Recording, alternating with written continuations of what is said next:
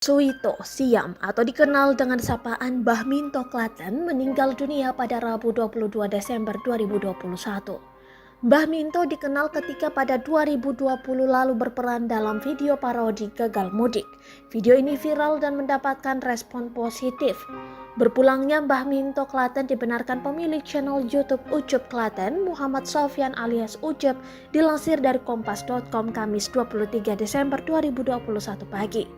Kami berduka cita atas wafatnya almarhum Minto Suito Siam atau Mbah Minto. Semoga amal dan ibadah beliau diterima di sisi Allah Subhanahu wa Ta'ala dan diberikan tempat terbaik di sisinya, ujar YouTube. Ucup mengatakan Mbah Minto meninggal dunia pada Rabu malam pukul 21.15 waktu Indonesia Barat. Kabar meninggalnya Mbah Minto menjadi trending di Twitter. Sejumlah warganet menyampaikan ucapan belasungkawa termasuk Gubernur Jawa Tengah Ganjar Pranowo. Mbah Minto menjadi perhatian publik setelah perannya dalam video parodi Gagal Mudik di 2020 lalu. Dalam video parodi itu, nenek yang berusia sekitar 80 tahun tersebut memerankan peran sebagai Simbo atau ibu, sedangkan Ucup berperan sebagai anak.